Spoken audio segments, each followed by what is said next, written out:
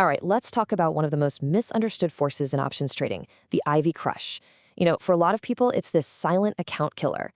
But by the end of this, you're going to see it not as a threat, but as a really predictable and even profitable opportunity. So let's dive in. So let me ask you something, and be honest. Has this ever happened to you? You have that incredibly frustrating moment. You absolutely nail the direction of a stock, maybe right before an earnings report. You buy a call, the stock pops up, just like you knew it would, but then you look at your P&L, and somehow you've actually lost money. If that sounds familiar, I'm here to tell you, you weren't just unlucky. Nope, you were wrestling with a very powerful and very predictable market force. And this image here just shows the paradox perfectly.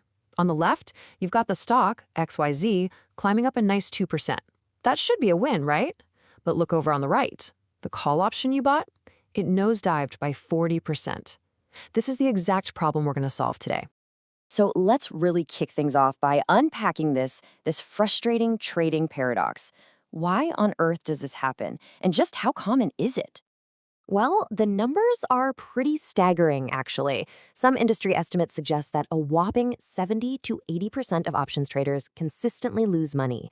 And a huge piece of that puzzle is that they are, usually without even knowing it, on the wrong side of the very force we just saw. They're fighting this invisible tide they don't even understand. And that brings us to our second part. It's time to pull back the curtain. Let's unmask the culprit behind all these mysterious losses. And here it is, implied volatility crush. Most people just call it Ivy crush. This balloon analogy is just perfect. See, before a big event like earnings, there's a ton of uncertainty, right? Nobody knows what's going to happen. So option prices get pumped full of this extrinsic value. It's literally like blowing up a balloon with hype and uncertainty. But the moment the news is out, poof, all that uncertainty vanishes. The balloon instantly deflates, that extra value evaporates, and the options price gets crushed, even if you got the stock's direction right. And we're not talking about a little dip here. The effect is massive. It is totally common for implied volatility to collapse by 50% or even more, sometimes in a single day. Think about that. Half of that inflated premium just gone in the blink of an eye. So let's look at the actual math from that first example. Okay, step one, before the event, the stock's at $100 and IV is way up at 50%, making your option cost $5. Step two, you buy it thinking you've got a great shot. And then step three, the result. The stock moves up $2, a solid gain. But look what happened to IV. It got chopped in half, down to 25%.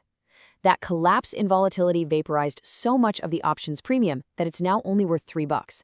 So the key takeaway is that $2 gain you made from the stock moving up was totally swamped by the loss from the volatility disappearing.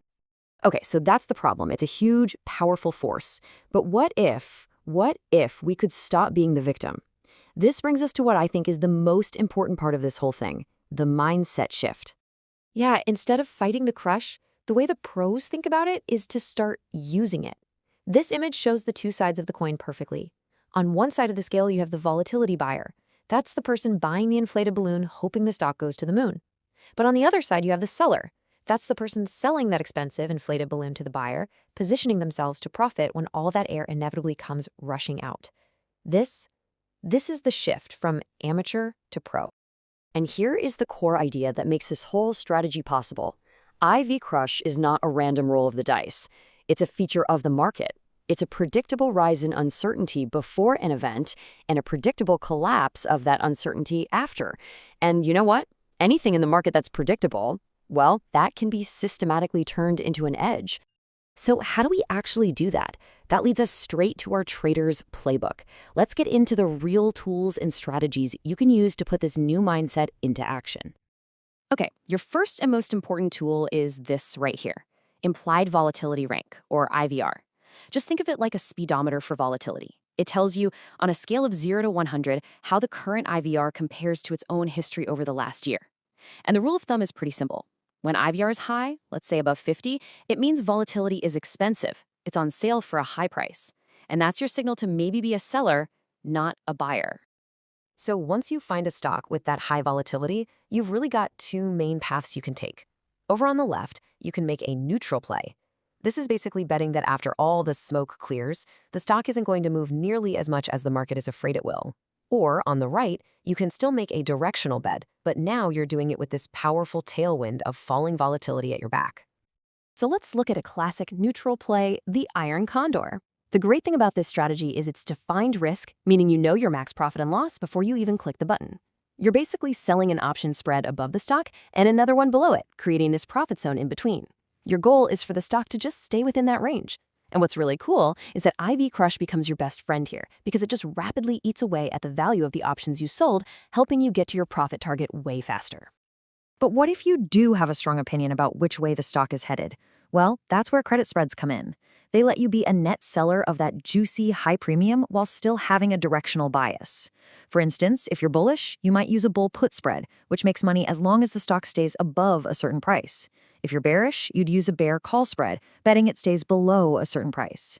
In either case, that post-event IV Crush works for you, accelerating the decay and giving you a huge edge. Now, knowing a few strategies is one thing, but to really make it work, you need a system. So in our final section, we're going to put it all together into a simple, repeatable process. And, just as importantly, we are absolutely going to talk about the risks. Here it is, a simple, 5-step framework you can follow. First, you screen the market for opportunities, stocks with that high IV rank we talked about. Second, you analyze the situation, figure out what the market is pricing in as a potential move. Third, you strategize. You pick the right play for the job, whether it's an iron condor or a credit spread. Fourth, and this is crucial, you execute with proper risk management, keeping your position size small. And finally, you manage the trade. You have a plan and you stick to it, knowing exactly when you'll take profits or cut a loss. Now, let's be crystal clear. This is not a risk-free lunch. It is so important to understand the dangers. Tail risk is the big one. If the stock makes a truly gigantic move, way more than expected, you can lose serious money. Also, while it's common, IV Crush is not a 100% guarantee.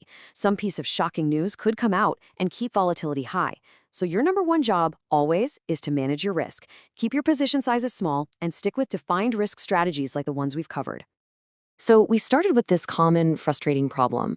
And what we've done is unmask IV Crush not as some random market gremlin, but as a predictable rhythm of the market, this constant wave of rising uncertainty before an event and falling resolution after.